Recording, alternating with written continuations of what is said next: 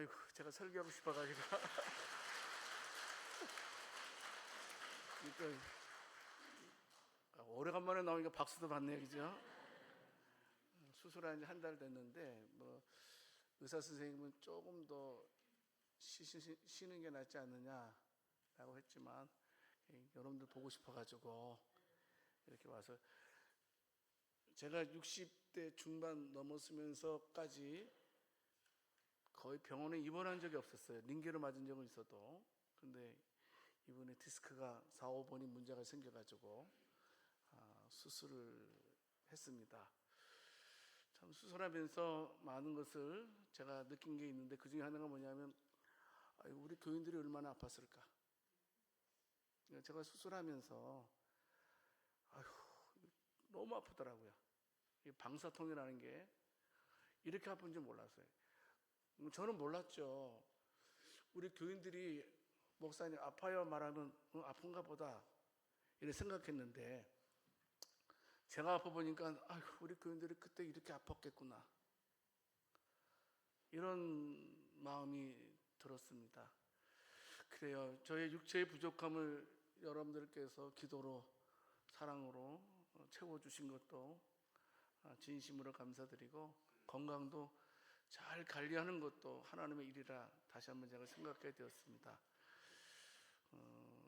계속해서 기도해 주시고 더 열심히 하나님 나라를 위해서, 또 여러분들을 위해서 다시 한번 다짐을 해보게 됩니다.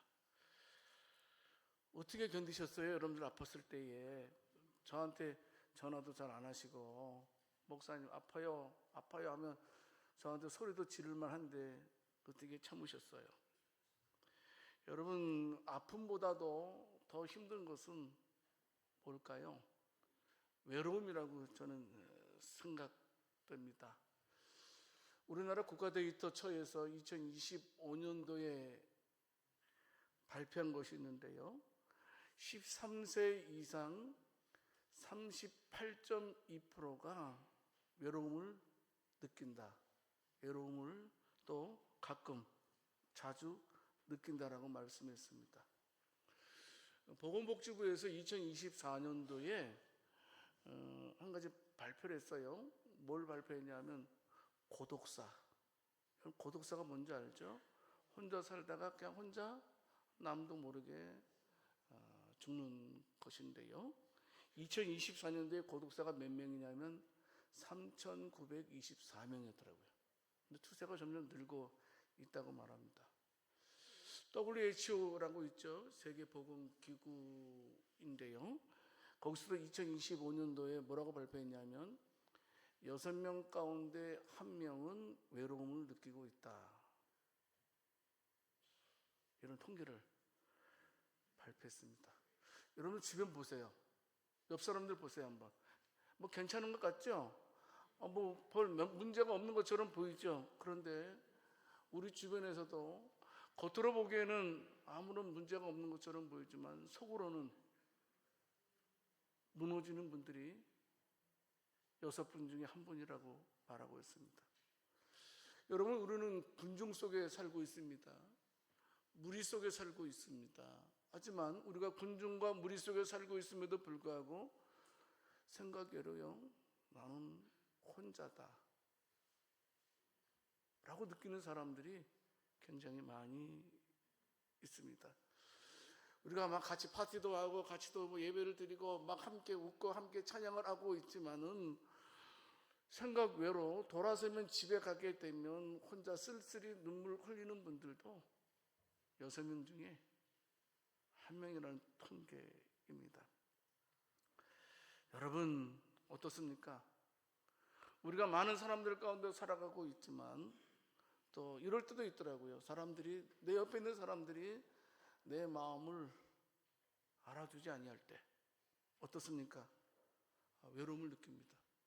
뿐만이 아니고 내 아픔을 들어줄 사람이 내 옆에 없다고 여겨질 때 사람들은 어떻습니까? 더 깊은 외로움 속에 빠지게 됩니다. 자, 오늘 말씀은요, 그런 시대에 살아가는 저와 여러분들에게요, 참된 위로가 무엇인지, 참된 공동체가 무엇인지에 대해서 우리들에게 말씀해 주고 있는 내용입니다. 여러분, 이 문제만은요, 세상 이야기만이 아닙니다. 교회 안에도요, 많은 사람들이 외로움을 느끼고 있습니다. 그렇지 않나요? 언제부터 이제 교회 안에도요, 비교라는 것이 스며들기 시작했습니다. 그래서 어떻습니까? 비교를 통해서 내 마음에 작은 섭섭함이 점점 쌓이고 그것이 벽을 이루고 신앙생활은 함께하고 있지만 성도와 성도와의 관계가 단절되고 신앙생활을 하고 있지는 않습니까?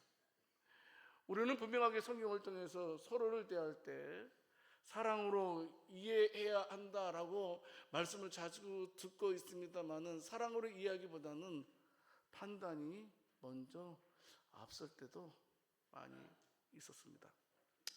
간혹 세상이 보르는 교회입니다. 세상 사람들은요, 자기들 그렇게 하지 못하면서 교회에 바라더라고요. 교회만은 그래도 지켜야 되지 않느냐. 그래서 세상 사람들은 교회에 대해서 정말 양주 새순교회는 사랑이 있느냐, 정말 양주 새순교회는 하나이냐 라고 묻고 있습니다. 어쩌면 이 질문은 세상이 우리들에게 던지는 질문이기 이전에 예수님께서 저와 여러분들에게 물어보시는 질문이라고 생각됩니다. 한번 물어볼까요? 우리 교회 안에 사랑이 있습니까? 옆 사람한테 물어보세요. 우리 교회 사랑이 있습니까?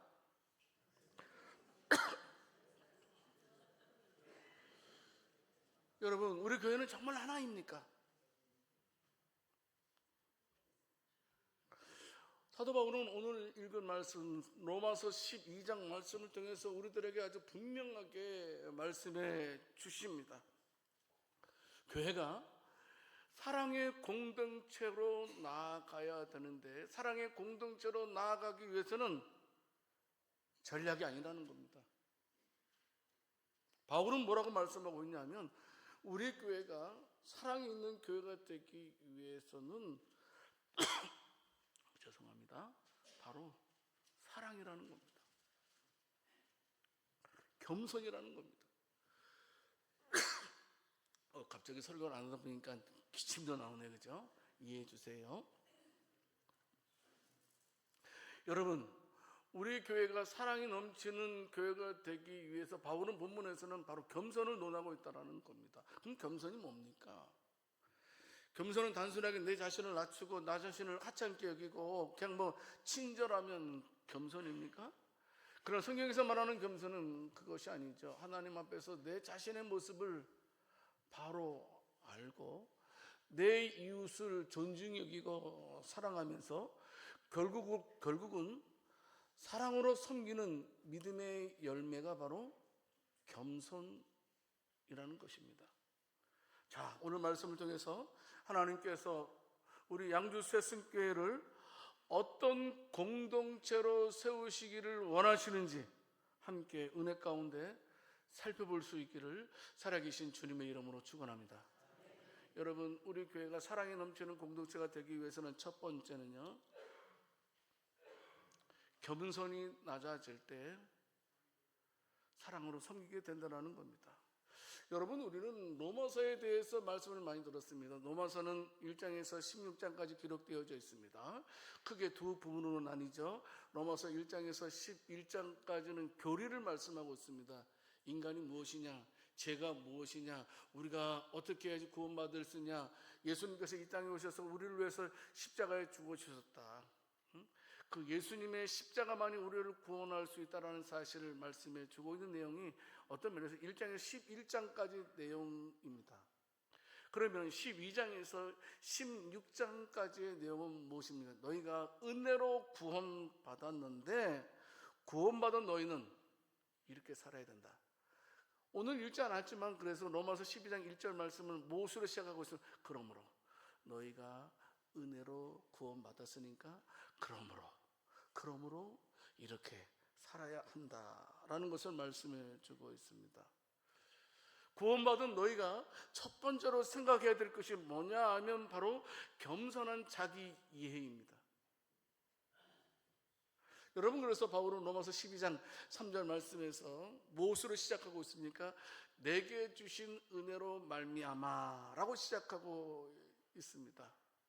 여러분, 겸손이라는 것은요, 단순하게 억지로 나를 그냥 낮추는 이것이 아니라는 겁니다. 성경에서 말하는 겸손은 뭐냐면 내 인생이 은혜 위에 서 있다라는 사실을 아는 데서 시작되는 마음입니다. 분명히 말씀드립니다. 은혜를 아는 사람들은요, 교만하지 않습니다. 희한하죠? 은혜를 아는 사람, 내가 여기까지 올 수 있었던 것, 내가 여기까지 살아온 것, 내가 누리는 모든 것들이 다 하나님의 은혜였다라는 사실을 깨닫는 성도들은 어떻습니까?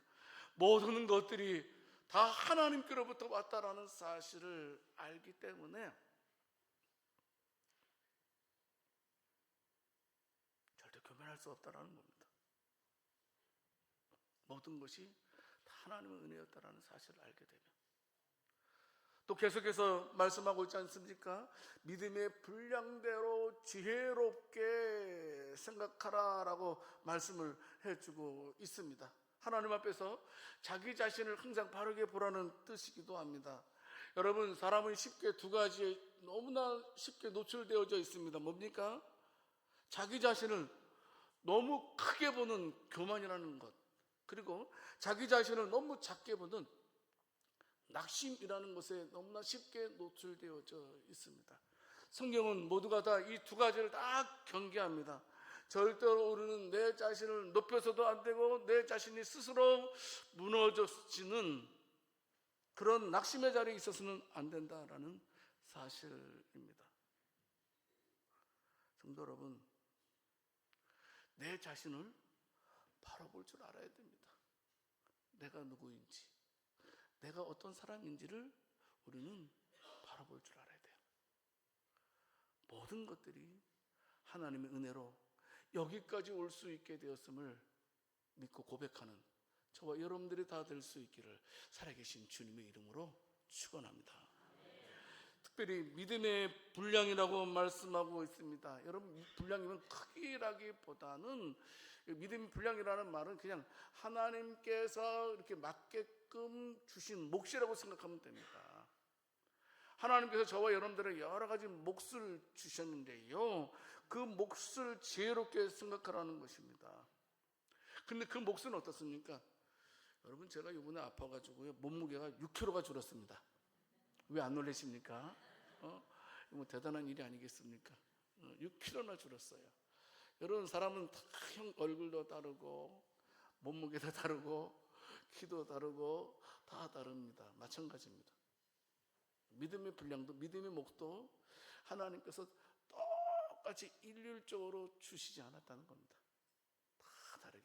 그건 하나님께서 주시는 것이죠. 그래서 믿음의 분량이라는 말은 어떤 면에서 하나님께서 저와 여러분들에게 맡겨진 사명이라는 건데, 이 사명은 믿음의 분량과 믿음의 몫이 다 틀리기 때문에 사명도 다 틀리다는 겁니다. 여러분, 무슨 말씀입니까? 절대로 우리는 남과 비교하면 안 된다는 겁니다. 비교하지 마세요. 왜냐하면 하나님께서 저와 여러분들에게 가장 적당하게 믿음과 은혜를 주신 줄을 믿으시기 바랍니다. 그래서 어떤 분은 말로 섬기고, 어떤 분은 기도로 섬기고, 어떤 분은 어떻습니까? 묵묵한 말없이 묵묵하게 충성함으로 교회를 세우는 사람들이 있습니다.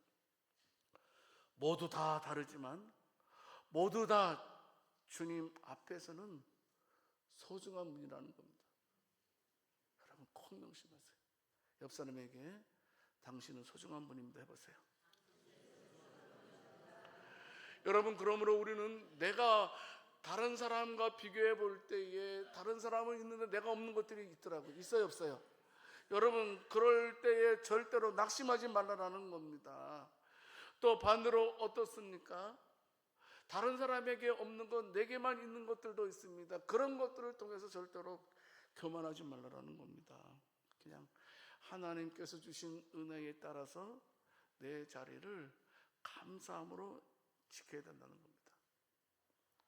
믿음의 사람은요, 자기를 포장하지 않습니다. 과장하지 않습니다. 절대로요, 믿음의 사람은요, 열등감 가지지 않습니다. 하나님께 주신 은혜에 따라서 겸손하고 충성되게 살아가는 사람들입니다. 성도 여러분, 우리는 꼭 기억해야 됩니다. 여러분, 겸손. 우리는 겸손하면 생각나는 분이 계시지요. 우리는 예수님 말할 수 있지요. 요한복음 13장을 보게 되면 예수님께서 제자들의 발을 씻기시는 장면이 기록되어져 있습니다. 여러분, 우리가 잘 알고 있듯이 그 당시에 사람들의 발을 씻기는 사람들은 종들 가운데서도 가장 천한 종이 손님들의 발을 씻겨준 것 너무나 잘 알고 있습니다. 그런데 만왕의 왕이신 예수님께서 겉옷을 벗으시고 수건을 허리에 두르시고 제자들의 발 앞에 내려가셨습니다. 여러분, 그래서 놀라운 것은요, 그 자리에 누가 있었습니까? 그 자리에 바로 자기를 배반할 가룟 유다도 함께 하고 있었습니다.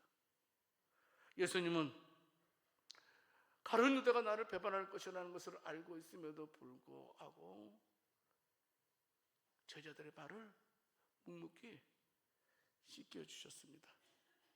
이것이 바로 겸손의 본체이신 예수님의 모습입니다. 그러면서 예수님께서 요한복음 13장 14절 말씀에서 말씀해주고 있지요. 내가 주와 또는 선생이 되어 너희 발을 씻었으니 서로 발을 씻어주는 것이 옳으니라, 이렇게 말씀해주고 있습니다. 예수님께서 섬기라니까 이렇게 말씀하기 전에 먼저 섬김의 모습을 보여주셨습니다. 성도 여러분, 섬김은요, 낮아진다는 것은요, 절대로 부끄러운 것이 아니고 가장 거룩한 사랑의 방식임을 예수님께서 친히 보여주신 것입니다. 겸손한 것, 낮아지는 것은 부끄러운 것도 아니고 추한 것도 아니고 가장 거룩한 사랑의 모습이 우리가 낮아지는 것이라는 겁니다. 여러분, 우리 교회가 아름다운 이유는 무엇입니까? 우리 교회는 훌륭한 사람들이 많기 때문에 우리 교회가 유명한 교회이고 사랑스러운 교회입니까? 아니라고 생각됩니다. 우리 교회가 아름다운 교회는 이유는 뭐냐 하면 예수님처럼 기꺼이 낮아지는 사람들이 우리 교회에 있기 때문입니다. 그들로 인하여서 우리 교회는 아름다운 교회가 되는 것입니다. 여러분, 우리 교회는 말없이 묵묵하게 섬기는 자들도 있습니다. 오늘은 내가 누구를 섬길까? 오늘은 내가 누구를 대접할까? 내가 오늘 하나님의 나라를 위해서 어떤 일을 할까? 라고 고민하는 그런 일들도 있습니다. 이름 없이 빚도 없이 헌신하는 손길들이 우리 교인들은 많이 있습니다. 그리고 눈에 띄진 않지만 말 없이 눈물 없이 무릎 꿇고 기도로 섬기는 이들도 적지 않게 있습니다. 바로 그런 분들이 발을 씻기는 사람입니다. 성도 여러분, 큰 나무를 보면 우리는 먼저 무엇을 봅니까? 높이 뻗은 가지를 보게 될 것입니다. 거기에 달린 무성한 잎과 가지를 우리는 보게 될 것입니다. 여러분, 그런데 그 멋진 나무를 지탱하고 있는 것은 사실 그 가지가 아니고 높은 나무가 아니고 눈에 보이지 않는 뿌리입니다. 뿌리가 깊이 내린 나무는 비바람에서도 흔들리지 않습니다. 하지만 어떻습니까? 겉은 번지르르해도 뿌리가 낮으면 얕으면 조그마한 비바람에도 넘어집니다. 공동체도 마찬가지라고 생각됩니다. 우리 교회도 마찬가지라고 생각됩니다. 여러분, 저는 화려하게 일하는 사람도 있어야 된다고 생각됩니다. 하지만 어떻습니까? 화려한 사람들만 있고 겸손의 뿌리가 없다면 결국은 어느 순간에, 한순간에 무너진다는 겁니다. 조그만 일로,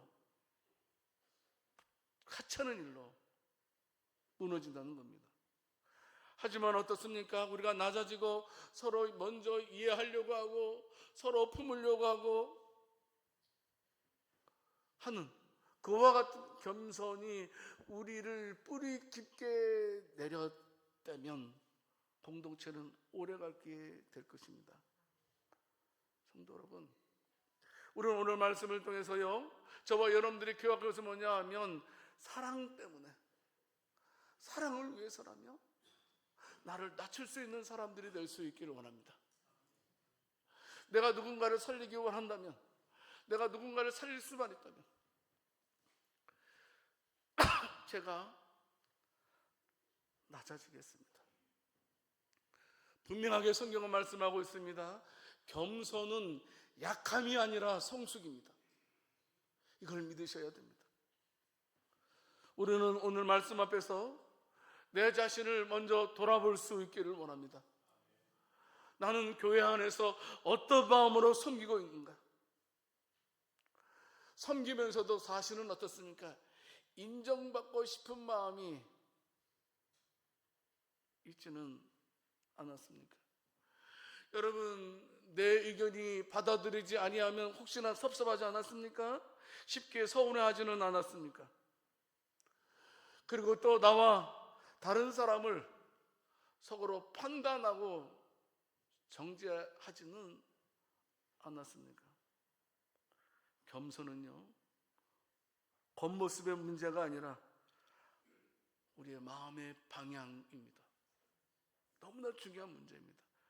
그러므로 우리가 하나님 앞에서 항상 우리는 이 세 가지를 명심해야 됩니다.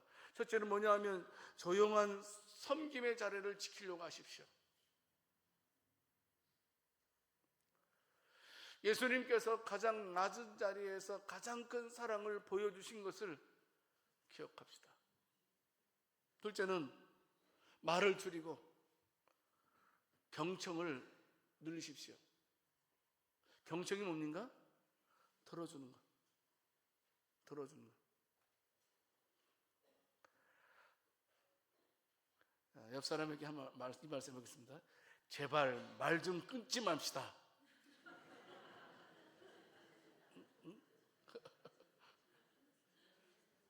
목사는 이 목사가 범하기 쉬운 가장 큰 죄입니다. 왜냐하면 목사는 어떤 지시형의 사람이잖아요. 이러니까 어떤 면에서 하다 보면 얘기를 다 들어주지 않아도 답을 알고 있단 말이에요. 그러다 보니까 집사님, 권사님 하고 말을 끊을 때가 있어요. 이건 조심해야 되죠. 겸손한 사람은요, 자기 말로 공간을 채우기보다 다른 사람의 마음을 들을 줄 압니다. 세 번째로 중요한 것은 뭐냐면 매일 은혜의 삶을 기억하라는 겁니다. 여러분, 진리입니다. 은혜 잊으면 교만해집니다. 은혜를 기억하면 부드러워집니다. 여러분, 은혜 받은 사람 얼굴이 무서운 사람이 봤어요, 안 봤어요?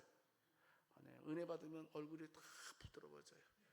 은혜 받으면 천사처럼 됩니다. 날마다 저와 여러분들이 오늘 말씀 앞에서 나는 하나님의 은혜 없이는 살아갈 수 없는 자임을 명심하고 그 은혜를 기억하고 겸손하게 섬기면서 살아가는 저와 여러분들이 될 수 있기를 살아계신 주님의 이름으로 축원합니다. 두 번째로, 성도 여러분, 서로 다른 은사를 품을 때 한 몸의 교회가 거룩하게 세워진다는 겁니다. 오늘 보면 로마서 12장 4절 말씀에서 바울은 말하게 됩니다. 우리가 한 몸에 많은 지체를 가졌으나, 이렇게 말씀해주고 있습니다. 모든 지체가 같은 기능을 가진 것이 아니니, 이렇게 말씀해주고 있습니다. 분명하게 사도 바울은 맨 처음에 이제 겸손한 자기 이해에 대해서 논한 다음에 한 걸음 더 나가죠. 바로 공동체로 나아가는 것을 보게 됩니다. 한 몸에 많은 지체, 이게 뭐냐면 교회입니다. 여러분들 오해하면 안 됩니다. 교회는요, 비슷한 사람들이 모이는 곳이 교회가 아닙니다. 교회는요, 취향이 같은 사람들이 모이는 친목 단체는 더더욱 아닙니다. 교회는요, 그리스도 안에서 부름받은 서로 다른 사람들이 성령 안에서 한 몸을 이루는 공동체입니다. 서로 다른 사람들, 나랑 취향이 비슷한 사람들이 모이는 것이 아니라는 거예요. 서로 다른 사람들이 성령 안에서 한 몸을 이루는 공동체입니다. 성도 여러분, 그래서 교회의 다양성은요, 문제가 아니라는 겁니다. 하나님의 거룩한 설계라는 겁니다. 여러분 보지 않습니까? 우리 교회도 어떤 분은 가르치는 은사가 탁월한 분이 계십니다. 어떤 분은요, 야 저렇게 잘 섬기나, 섬김의 은사가 있는 분이 계십니다. 어떤 분은 참 탁월하게 은혜를 참 위로하는 그런 은사를 있는 분이 있습니다. 이 모든 은사들이 다 하나님께서 교회에 주신 선물입니다. 여러분, 이걸 꼭 기억했으면 좋겠습니다. 하나님은요, 한 사람에게 모든 거 다 주지 않습니다. 이거 붙들어야 돼요. 왜요? 왜 한 사람에게 모든 것을 다 주지 않습니까? 하나님께서 한 사람에게 다 주지 않는 이유는 서로 의지하고 서로 배우고 서로 세워가도록 하기 위함입니다. 서로 세워가도록 하기 위해서. 왜 아멘 안 합니까? 응? 문제는요, 사람이 비교하기 시작할 때 문제가 생깁니다. 왜 나는 저 사람처럼 못할까? 왜 내 수고는 다른 사람들이 알아주지 않을까? 여러분, 이런 마음이 공동체 안에 들어오게 되면 그 공동체는 기쁨보다 경쟁으로 흘러넘치게 될 것입니다. 여러분, 이거 대단한 진리입니다. 뭐냐면 저와 여러분들이 완벽한 존재가 아니라는 겁니다. 무슨 말씀이냐면 우리가는 서로가 있어야지만 온전해지는 지체라는 겁니다. 옆 사람 보세요. 옆 사람이 있어야지만 내가 온전해진다는 겁니다. 내가 그렇게 헐뜯었던 저 사람이 통해서 내가 온전해지는 거라는 거예요. 이거 희한하지 않습니까? 이게 영적인 비밀입니다. 우리 교회에서는 거룩한 하나님을 나라를 만들어 가는 데 있어서 필요치 않은 사람이 한 사람도 없다는 겁니다. 여러분, 누군가에 대해서 섭섭함을 느낍니까? 혹시 누군가에 대해서 미워지진 않습니까? 누군가에 대해서 욕하진 않았습니까? 그런데요, 그런 분들이 나를 위해서 준비된 사람이라는 것을 믿으십니까? 성도 여러분, 우리는 분명하게 붙들어야 됩니다. 초대교회도 우리가 모델을 사모하지 않습니까? 초대교회로 돌아가야 된다, 이런 말 하지 않습니까? 근데 초대교회도 문제가 생겼어요. 사도행전 6장에 보게 되면 뭐 때문에? 구제 문제 때문에. 그냥 어디를 가도 네 편 내 편이 있었던 것 같아요. 그 구제를 하는데 이제 어떻습니까? 히브리 과부들을 먼저 챙긴 거예요. 근데 그것을 보고 있던 헬라파 과부들이 막 기분 나쁜 거예요. 왜? 얼마나 기분 나쁘겠어요. 지들이 막 그보다 뭐 하면서 막 우르는 걸 시하고 막 얼마나 그러겠어요. 그러니까 이제 사도들이 이러면 안 되겠다 생각해서 어떻습니까? 일꾼을 세우자. 공정하게 구제를 잘할 수 있는 집사들을 세우자 해서 뽑게 됩니다. 일곱명 뽑히지 않습니까? 그래서 사도들과 다른 집사들이 세워지게 됩니다. 경쟁을 위해서 세운 것 아닙니다. 높고 낮음을 구분하기 위해서 사도들과 제자들과 집사들을 세운 것 절대 아니잖아요. 사도가 사도의 일을 열심히 하고 집사들이 집사들의 일을 열심히 감당했을 때 사도행전 6장 7절 말씀을 통해서 보게 되면 어떻습니까? 하나님의 말씀이 점점 왕성하여 예루살렘에 있는 제자의 수가 더 심히 많아지고 허다한 제사장의 무리도 이도에 복종하니라. 서로의 역할을 존중해 주었다는 겁니다. 인정해 주었다는 겁니다. 그랬을 때 교회는 건강해지고 복음은 더 힘있게 전파되었습니다. 여러분, 그 오케스트라를 이제 큰 교향악단까지는 구성원들이 한 100명 이상 되더라고요. 뭐 20명, 40명, 60명, 80명 그 오케스트라. 우리 교회도 오케스트라가 있으면 참 좋겠습니다. 여러분들 오케스트라 이 바이올린만 있으면 오케스트라가 되겠어요? 안 돼요. 만약에 바이올린만 주도적으로 많이 있다면 결코 아름다운 울림의 소리는 나지 않을 것입니다. 여러분, 첼로도 있어야 돼요. 첼로는 우리에게 깊은 울림을 줍니다. 우리가 잘하고 이 플룻 얼마나 맑은 소리입니까? 타악기, 리듬도 필요하다는 겁니다. 각각의 악기들이 소리가 다르고 역할도 다르지만 어떻습니까? 주의자의 그 손놀림에 하나로 연주할 때에 아주 웅장한 하모니가 만들어지는 것 너무나 잘 알고 있습니다. 오늘 찬양 잘했잖아요. 주의자님의 그 주의에 맞춰서요. 여러분, 그 오케스트라의 특징은 뭡니까? 서로 들어야 됩니다. 그리고 자기 때를 알아야 됩니다. 전체를 위해서 함께 할 때 비로소 아름다움이 나타납니다. 우리도 마찬가지입니다. 사람 보지 맙시다. 사람은 나랑 똑같은 사람 있다 없다? 없어요, 여러분. 절대로.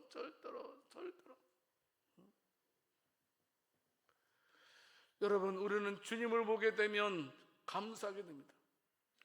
꼭 기억하세요. 예수님께서는 저와 여러분들을 만드실 때 다르게 빚으셨고 다르게 부르시고 다르게 사용하십니다. 우리가 다른 사람들이 사용하는 은사를 바라볼 때 성도 여러분, 열등감이 아니라 감사가 느껴져야 됩니다. 다른 사람들이 사용하는 내가 하지 못하는 것, 내가 가지지 못한 것을 가지고 있을 때 우리는 그것에 대해서 경쟁심이 아니라 기쁨이 있어야 됩니다. 따라서 해보세요. 아유, 달라도 너무 달라. 그래서 그런 것 때문에 막 힘들어하고 막 여러분, 아니에요. 달라도 너무 다른 게 맞는 얘기예요. 여러분, 나랑 똑같은 생각을 하고 있는 사람 만나면 그 사람은 진짜 정신병자 되겠죠. 아니라니까요, 여러분. 우리가 교회 안에서 나와 다른 사람을 만날 때 우리는 그것을 불편함으로 보는 것이 아니고 하나님의 배치로 받아들여야 돼요.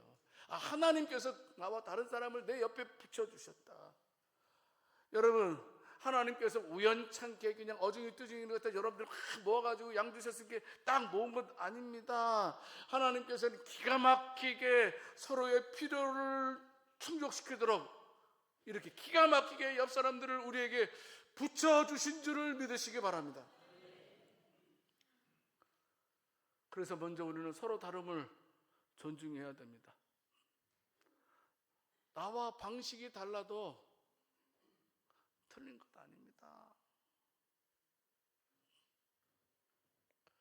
다음으로 자신의 은사를 찾고 충성되게 사용하십시오. 내가 받은 은사가 무엇인지를 찾아내야 됩니다. 여러분들 말씀을 왜 듣습니까? 은사를 개발해서 하나님과 내 이웃을 위해서 사회를 위해서 섬기기 위해서 말씀 듣는 것 아닙니까? 여러분, 분명하게 내 은사를 찾아내야 됩니다. 응? 은사가 뭡니까? joy, J-O-Y. 보통 우리가 은사를 구분할 때 여러분 말씀드렸잖아요. 하나님께 기쁨이 되고 다른 사람에게 기쁨이 되고 나에게 기쁨이 될 때, 이게 은사입니다. 이런 것이 이 세 가지를 공통 분모가 내가 신앙생활하면서 이 세 가지의 공통 분모가 무엇인지를 스스로 찾아내야 됩니다. 말씀을 통해서, 기도를 통해서 내가 무엇을 해야 기쁜 일인지, 기뻐하는지. 어떤 분은 주방에 봉사를 할 때, 어떤 분은 기도에 헌신을 할 때, 어떤 분은 새 가족을 반갑게 맞는 미소도 다 몸을 세우는 은혜의 특료입니다. 여러분, 제발 부탁드립니다. 다른 사람의 은사를 격려해 줄 수 있기를 원합니다. 꼭 따라서 하겠습니다. 잘난 척 그만해. 응? 인정해 줬으면 좋겠어요. 다시 한 번부터 따라 해주세요. 너무 멋져요. 왜냐면 내가 못하는 걸 하잖아요. 내가 못하는 걸 하잖아요. 당신의 섬김이 너무나 아름답습니다. 해보세요.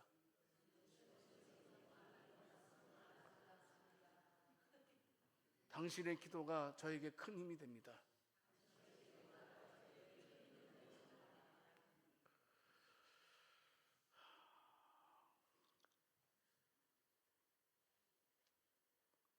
여러분, 옆 사람은 누구를 위해서 있는 거라고요?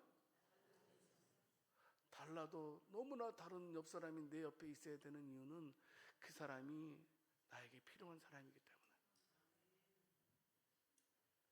세 번째, 여러분, 하나된 교회는 세상에 그리스도의 사랑을 비춘다는 겁니다. 자, 다시 제가 설명할게요. 맨 처음에 우리가 공동체가 되기 위해서는 내가 누구인지를 알라라는 겸손. 겸손은 뭐라 그랬어요? 내가 하나님의 은혜에 있다는 것을 아는 거라 그랬잖아요. 모든 것이 하나님의 은혜라는 사실을 아는 거랬어요. 아름다운 공동체로 나아가기 위해서는요, 두 번째는 뭐라 그랬어요? 서로를 존중해 주라. 달라도 너무나 다르다. 이건 당연하다는 거. 격려해 줘라.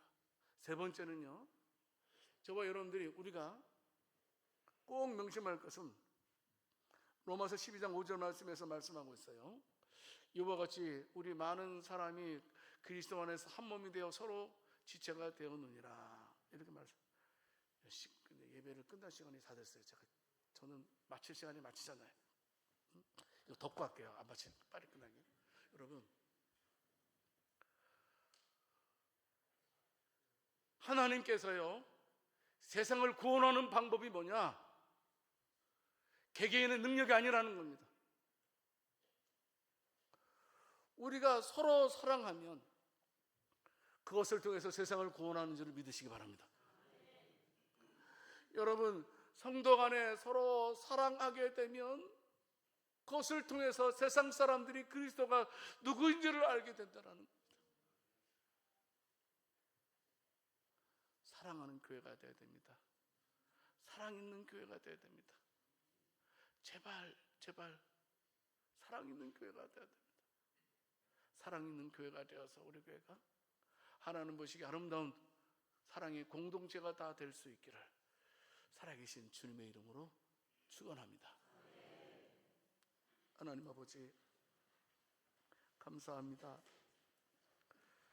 저희 교회에 수많은 사람들을 택해 주셨고 구원해 주신 것 감사합니다. 우리 교회는 은혜가 있는 교회 되게 하시고, 우리 교회는 서로를 사랑하는 교회 되게 하시고, 그 사랑을 통해서 세상 사람들을 전도하는 우리 교회 되게 해 주시옵소서. 예수 그리스도 이름으로 기도드립니다.